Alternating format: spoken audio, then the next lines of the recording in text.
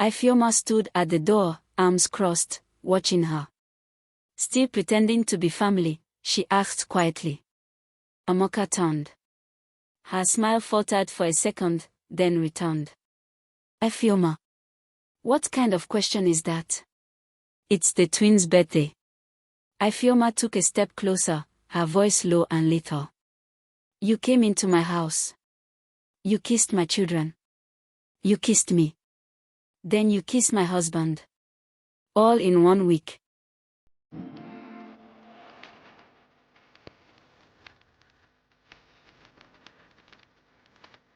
Market in Yoba. Stalls overflowed with tomatoes, peppers, and ripe mangoes that glowed like bottled sunlight. The air was thick with the scent of spice, the chatter of traders, and the distant rumble of downfall buses. In the middle of it all, 2 women moved like queens through a sea of chaos. Ifeoma adjusted the wrapper tied tightly around her waist, laughing as she struggled to keep up with Amoka. You this woman, she said, wiping sweat from her brow, you almost charmed that tomato seller into giving you everything for free. Amoka smirked, tossing her long braids over her shoulder. Charmko. It's called negotiation. Lagos doesn't reward the lazy, I beg. They stopped at a fruit stand where plump mangoes were piled in pyramids. The fruit seller raised his brow at them, clearly recognizing a returning customer. Oh, my sisters. You've come again. Amoka bent slightly, examining a mango. Your mango last week nearly broke my teeth. If this one isn't sweet, I'm coming back for my money. The man laughed nervously, muttering a quick assurance as he handed her a fresh one to taste. She bit into it with exaggerated drama, then nodded approvingly. This one is good, she said, placing 3 in her bag. Ifeoma watched her best friend with quiet admiration. Amoka was bold, beautiful, and entirely unbothered by what anyone thought. Their friendship had begun back at university, 2 broke girls sharing Gary and dreams. Now, years later, they were still inseparable. Or so Ifeoma believed. She held a mango close to her chest and smiled. You know, you're more than a friend to me, Amoka. You're like my sister. My only sister, really. Amoka paused. Her expression softened, her bravado dimming just a little. And you're mine, Ife. You've been there for me through everything. No man, no job, no drama can ever come between us. They clasped hands, mango juice dripping from their fingers, and laughed again. It was a laughter full of history, shared beds in crowded hostels, heartbreak soothed with jollof rice, and whispered secrets under mosquito nets. Neither of them noticed the man watching them from across the road. He leaned on a black SUV, sunglasses perched on his nose, eyes fixed firmly on Amoka. She noticed him only as they walked away. She didn't wave. She didn't smile. But for a brief moment, Ifeoma caught a flicker in her eyes, something cold and calculating. The front door of the Adeyemi home creaked open to the scent of fried plantain and stew. Ifeoma stood by the kitchen island, still in the blouse she had worn to the market, apron tied firmly around her waist. She stirred a steaming pot of egusi soup while the twins, Dora and Depo, chased each other around the dining table with toy airplanes.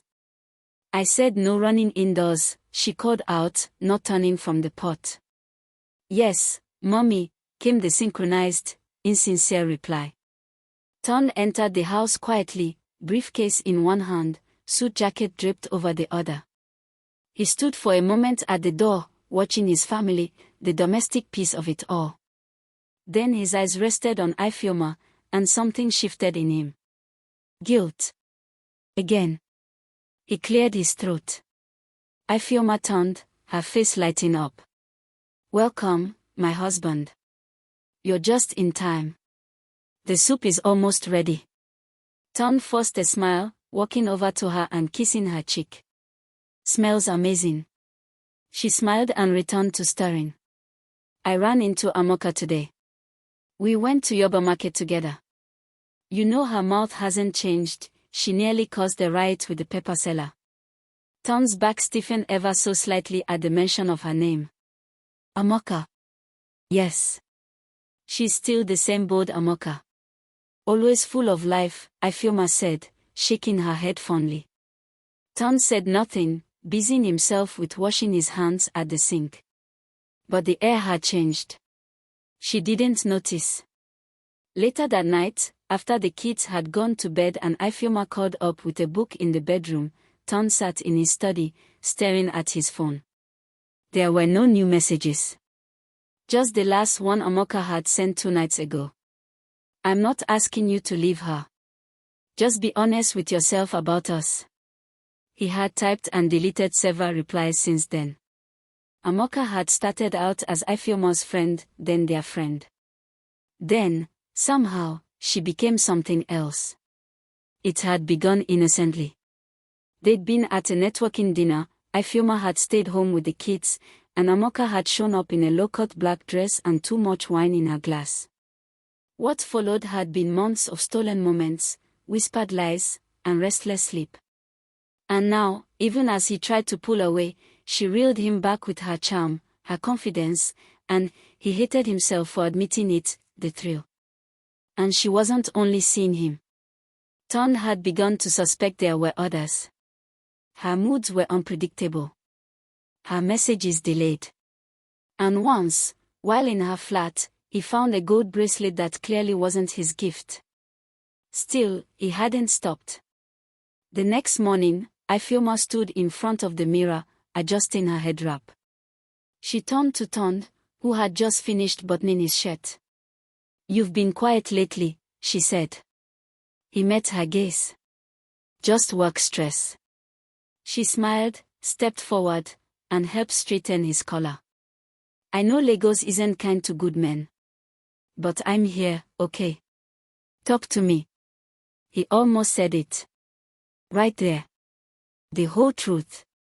But instead, he kissed her forehead, picked up his car keys, and said, "I'll see you tonight." Somewhere across town, Amoka lay in her king-sized bed, scrolling through her phone. She wore a silk robe and nothing else. Her phone buzzed. It wasn't turned. "Same hotel tonight.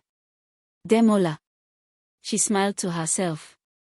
Amoka lived in a serviced apartment in Lekki, marble floors, framed art, and a wine rack too full for someone who lived alone.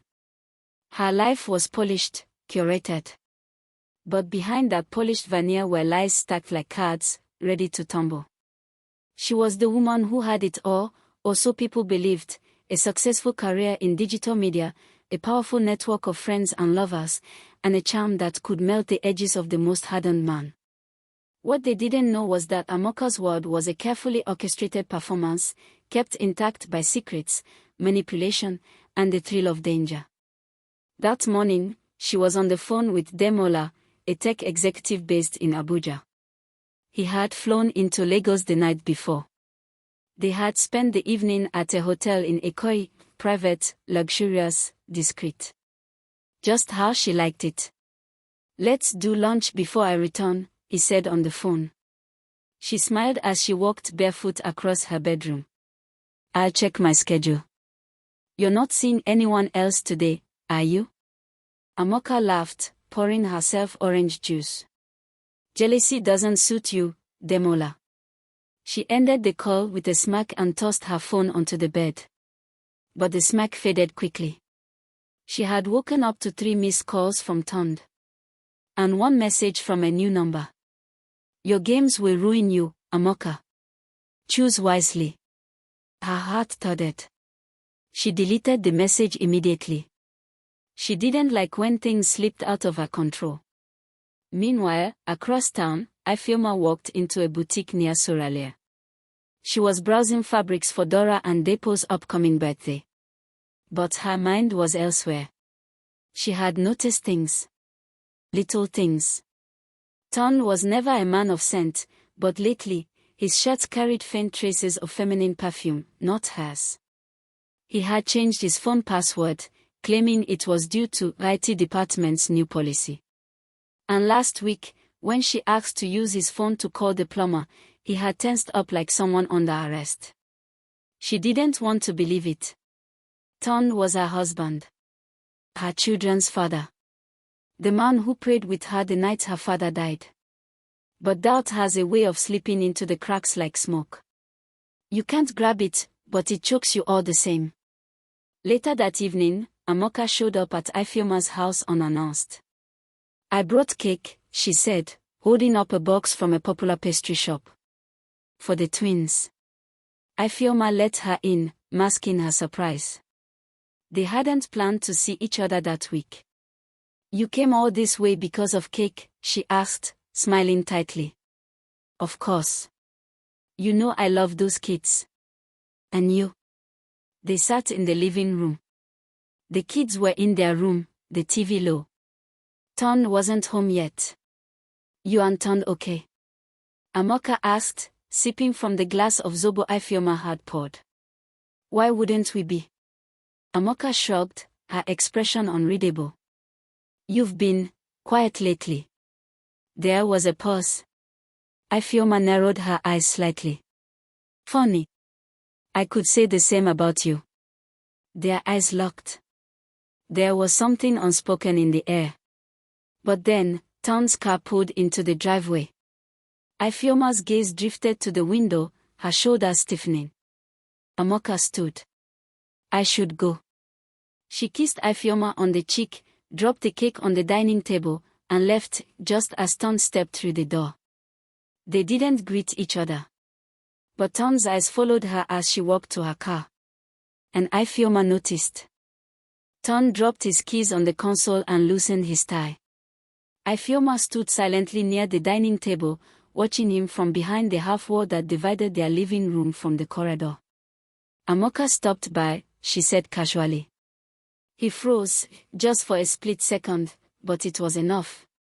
Oh, he said, recovering quickly. She didn't mention she was coming. She said it was for the kids. Brought cake. Ton nodded, avoiding eye contact. That was nice of her. Ifeoma stared at him. Not accusingly. Not harshly. But with a kind of deep, calm watchfulness that made Ton feel like he was being studied under a microscope. He walked into the kitchen. Where are the kids? In their room. They're fine. A long pause followed. The air hung with tension.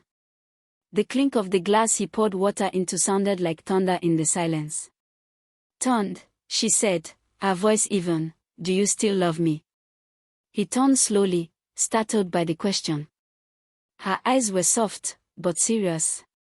Of course I do, he said. But the words landed flat. Not untrue. But not quite whole either. I'm asking because I can feel something shifting between us. You come home late. You avoid conversations. You keep your phone on silent now. Ton rubbed his forehead. Work's been stressful, Ifeoma. You know that. And what about the perfume on your shirt? He didn't answer immediately. And that pause, that silence, said more than any denial ever could. Later that night, while Ton showered, Ifeoma sat on the bed, staring at his phone. It was charging. Locked. Still the same 6-digit code he claimed was IT mandated. Her fingers hovered over the screen. She remembered the anniversary of his mother's death, June 15th. 061515. She entered it. Access granted. Her heart sank. She hadn't planned to succeed. Her eyes scanned the messages. She didn't know what she was looking for, but something was guiding her, an instinct women develop when truth begins to whisper from the cracks. Then she saw it. A saved number under T-bills. She opened the chat. And froze. T-bills, last night was everything. You always make me feel seen. Turned, don't say that. You deserve to be seen every day. T-bills, you make me forget I'm the bad guy. Even when I walk into your wife's house. Turned, let's not talk about that again. T-bills, okay. See you this weekend. Same hotel. Ifeoma's hands began to tremble. She read the messages 3 more times. And then again. Her mind refused to accept what her eyes had seen. The person turned was seen. The person who had walked into her home that evening, dropped off cake for her children, and kissed her cheek, was Amoka, her best friend. Her sister in everything but blood. Her heart cracked. But the scream never came. Only silence. A deep, violent silence. The morning of the twins' birthday arrived with sunshine and laughter, but Ifeoma's world felt cold and hollow. She watched Ton playfully chase the children around the compound, balloons tied to his wrist, his voice echoing with cheer. A stranger's performance. A rehearsed joy. Inside, Amoka was in the kitchen arranging meat pies on a tray, chatting easily with the caterer as though nothing had happened. As though her betrayal wasn't pulsing through the walls of this house. Ifeoma stood at the door, arms crossed, watching her. Still pretending to be family, she asked quietly. Amoka turned.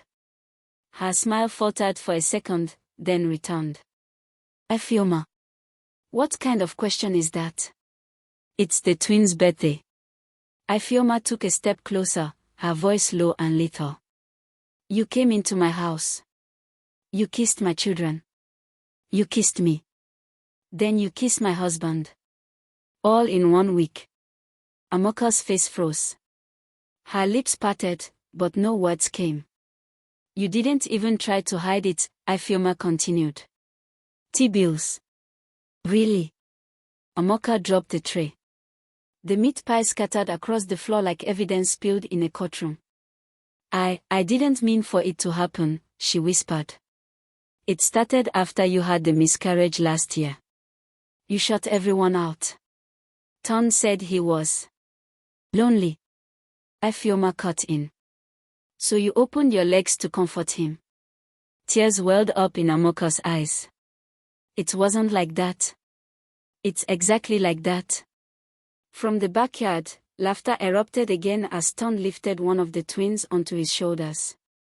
Ifeoma's gaze didn't break. After today, she said, I don't want to see you here again. If you show up for any reason, I ruin whatever life you think you still have. Later that evening, after the guest had left and wrapping paper littered the floor, Ifeoma sat alone in the bedroom. Ton walked in slowly, tension rolling off him like waves. I saw the way you looked at Amoka today, he said. She didn't answer. I'm sorry. Still silence. There's no excuse. I messed up. I let something start that should never have. She turned to him, voice low. You think this is about cheating? Ton blinked. Isn't it? No, she said. It's about betrayal. From you. From her. From both of you. You didn't just cheat on your wife, you shattered your family. And now you want to patch it up with apologies. Ton lowered his head, guilt written across his face. You want to stay? She asked. He looked up. You have to earn every single breath of forgiveness, she said. Because right now, I can't even stand the sight of you. The next morning, Ifeoma awoke to the sound of the twins giggling downstairs. Their joy was untainted by betrayal.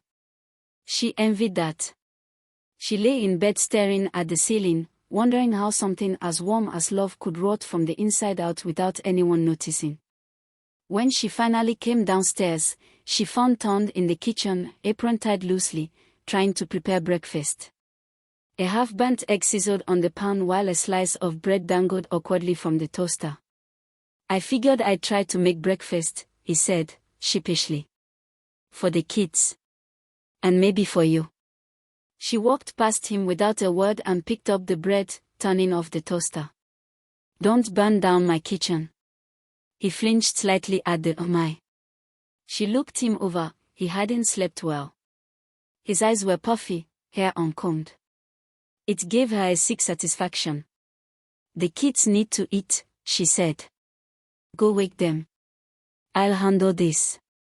As he turned to leave, she added, and you'll be picking them from school all week. You owe them that much. Ton nodded slowly and left. That afternoon, Ifeoma sat with Kaameka, her only remaining friend from university who hadn't betrayed her. They were seated outside a quiet cafe in Yoba, the kind that played soft Afro-jazz and smelled of roasted coffee beans and disappointment. "So you finally found out," Kaameka said, stirring her drink. Ifeoma blinked. "Wait, what do you mean finally?" "I knew something was going on," Kaameka said softly. "I didn't have proof, but the way Amoka would defend Ton even when he was wrong. The way she looked at him sometimes." Ifeoma's lips parted in disbelief. "Why didn't you say anything?" she asked. "Because I wasn't sure. And honestly, I thought maybe you knew and were tolerating it." "Tolerating it? You always seemed too forgiving. Like nothing shook you." Ifeoma's face hardened. "You all think I'm made of steel. I'm not." Kaameka reached across the table and took her hand. "You're not made of steel. You're made of scar tissue. There's a difference." Meanwhile, in a dimly lit hotel room on the mainland, Amoka lay tangled in bedsheets with another man, her boss, Daipo. Older, wealthier, and just as broken. She lit a cigarette and stared at the ceiling. "You're distracted," Daipo murmured. "Shut up," she said. "You're thinking about that married man again, aren't you?" Amoka turned sharply. "He's not just any married man." "No," Daipo said, "he's the one that's slipping through your fingers." Amoka stood and began dressing. "You still think you're in control," Daipo added, "but you're spiraling." She didn't respond. She grabbed her handbag, slipped on her heels, and left him lying there. Because Daipo was right. She was spiraling. And Ifeoma was no longer the soft friend who forgave. 2 weeks passed. Amoka's absence was noticeable. Not because anyone missed her, but because her silence had weight. A void. Ifeoma noticed it most when her phone buzzed and it wasn't her. She noticed it when her twins asked, "Auntie Moka not coming again?" Ton hadn't dared bring her name up. But Ifeoma noticed the way his fingers tightened around his phone at night. The way he turned his screen away when messages came in. He claimed to have ended it. But when trust dies, every movement feels like a betrayal. That morning, she handed him a small slip of paper. "What's this?" he asked. "Therapist name. Marriage counseling." He blinked. "You want us to try that?" "I want answers," she replied, calm but firm. "And I don't want to scream them out in front of the kids." He took the paper, studying her face. "And what happens after therapy?" "I don't know," she said. But pretending this never happened isn't an option. At the therapist's office in Victoria Island, Dr. Udo sat behind a glass desk covered in art journals and slick stones. The room smelled of mint and sadness. Ton spoke first. "I feel like I destroyed everything." "You did," Ifeoma said. "But I didn't mean to." "You never do. That's how people like you destroy without guilt." Ton turned to the therapist. "She won't let me explain." "Because there's nothing new to say." Ifeoma's voice cracked. "You slept with my best friend while I was mourning a child." Silence. Even Dr. Udo took a pause before speaking again. "Ifeoma, how long have you been grieving alone?" She looked away. "Since before the miscarriage. Since he started disappearing for long hours. Since my calls went unanswered." "And you, turned?" the therapist asked gently. "Why Amoka?" He swallowed. "She was there. She listened. She made me feel needed. Wanted." Ifeoma laughed bitterly. "You had a wife. 2 children. You wanted adventure. I made a mistake." "No," she said, eyes locked on his. "You made a choice." That evening, Ifeoma found herself digging through old photos.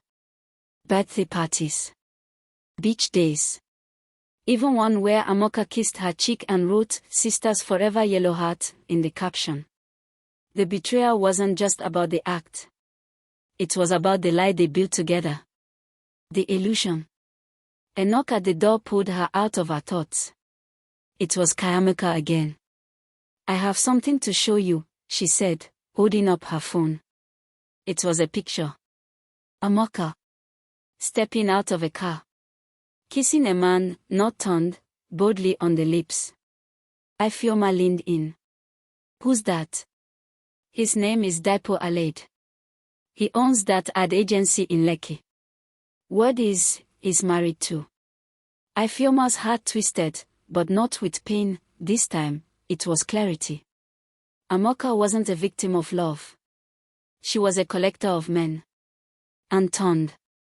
He was just one of many prizes. Amoka sipped her wine slowly as she sat in Daipo's penthouse suite, watching the Lagos skyline shimmer beneath the weight of secrets. She looked expensive, deliberate. But inside, she was a maze of unraveling lies. Daipo was on the phone, pacing, distracted. "You're not listening to me," Amoka finally said. Daipo waved her off. "I told you, this client in Abuja is threatening to pull out." She stood. "I'm not a side note, Daipo. I came here to talk. You always come here to control." She scoffed, grabbing her purse. "At least someone should." As she stormed out, Daipo muttered under his breath, "No wonder that husband of your friend chose you. You're a storm in lipstick." She paused at the door. "He didn't choose me. He just fell." But even as she said it, the words felt sour. Meanwhile, Ifeoma was standing in front of her mother's door in Suralere. Mama Njidika opened it, her face drawn with both suspicion and care. "You look tired," she said. Ifeoma stepped inside and collapsed into the living room chair. "Because I am." Mama Njidika served her daughter hot pepper soup and cold zobo, but mostly, she served silence. "You always said Amoka was trouble," Ifeoma whispered. Her mother sat across from her. "I never said that out of jealousy. I said it because women who know no boundaries will cross even blood." Ifeoma nodded slowly. "She didn't just cross. She danced on it." "And your husband?" Ifeoma closed her eyes. "He wants forgiveness. Therapy. He says he regrets it." "Do you believe him?" "Sometimes." "Then you need to choose. Do you want to build again on the same ashes, or do you want to plant something new, somewhere else?" Ifeoma didn't answer. She couldn't. Not yet. Tom sat alone in his car outside Amoka's apartment that night. He had come without calling. Out of impulse. Or stupidity. When she opened the door and saw him, she leaned against the frame, arms folded. "I thought we were done," she said. "You ruined everything." She laughed bitterly. "We? You had a marriage. I had nothing to lose. You had a friendship. You had my trust." Amoka rolled her eyes. "Don't paint me as the villain, turned. You kissed me first. You touched me first. I told you it was a bad idea. But you kept going." "Because I liked the power," she said coldly. "And now that power is gone." Ton stepped back, disgusted. "Go fix your home, Tund," Amoka said, closing the door. "There's nothing left for you here." But behind that door, Amoka slumped to the floor, trembling. She had won the game, but lost the audience. And in Lagos, a woman like her couldn't afford to be alone too long. Amoka stood at her bathroom sink in her Ikoyi apartment, scrubbing off her makeup with deliberate strokes. Her reflection looked tired, older, wiser, and more dangerous. He had always known about Amoka's habits. The late-night calls. The cryptic text messages. The client dinners that turned into weekend stays at exotic hotels. They were in the same circle. Secrets didn't stay buried long in Lagos. But now, Amoka had her own problem.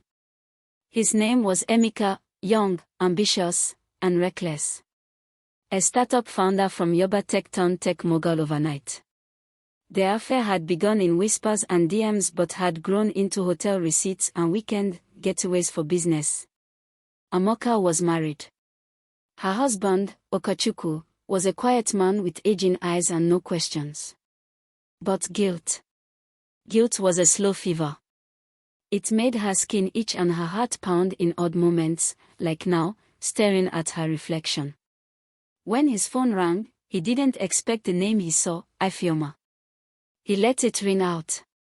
But the second time, he picked up. Okachukwu, Ifeoma's voice was steady. Too steady. I know you've known all along. Okachukwu took a long breath. About Amoka and turned. About everything. About who Amoka really is. Okachukwu said nothing. Silence hung like smoke. I need the truth, Ifeoma said. If I'm going to rebuild my life, I need the whole truth. Even the parts that hurt. Ifeoma, Okachukwu whispered. Are you sure? Yes. Okachukwu closed his eyes. Amoka's not just your betrayer.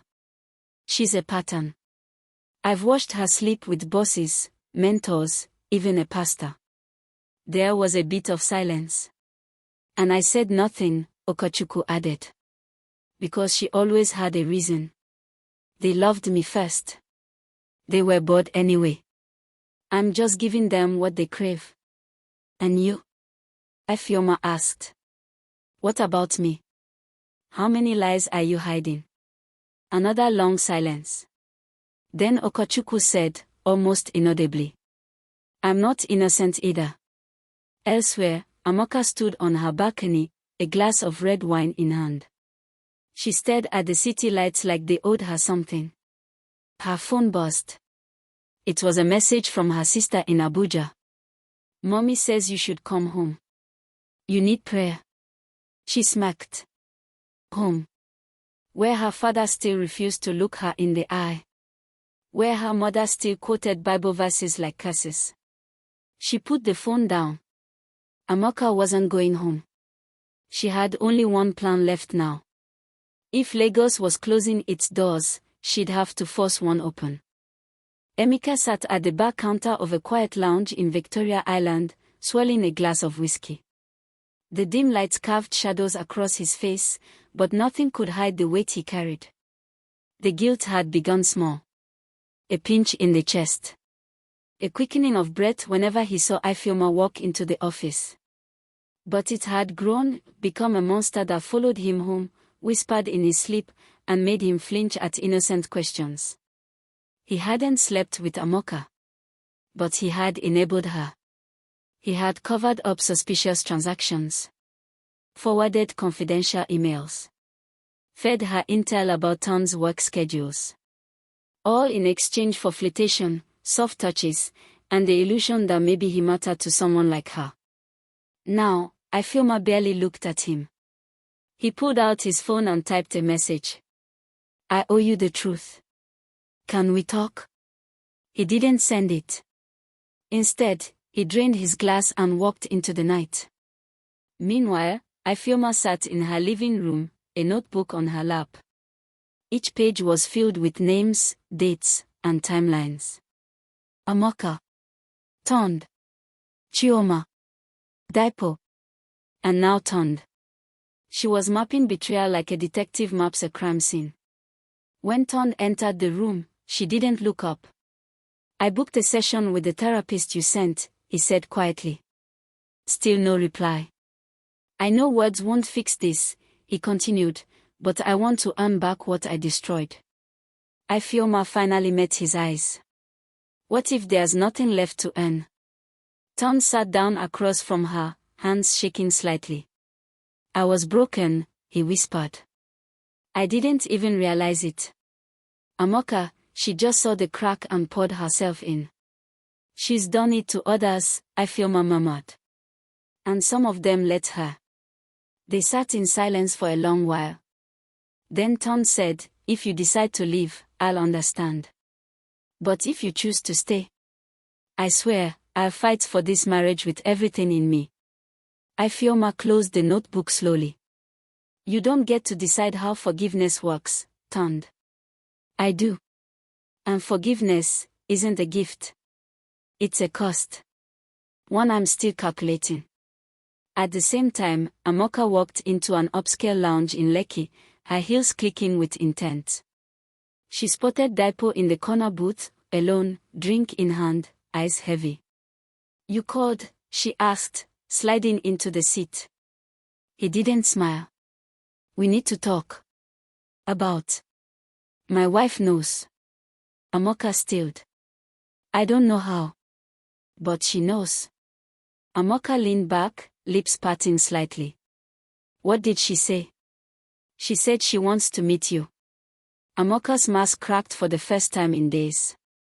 Why? She wants to see the woman who convinced her husband to risk everything for nothing. Amoka chuckled darkly. Nothing. Is that what you call it now? Daipo's eyes were cold. That's what it became. She stood up, fury building. No. What it became is your escape. You wanted fun, danger, me. And now you're scared. You should be scared too, Amoka, Daipo said. Because you've made too many enemies, and they are starting to talk.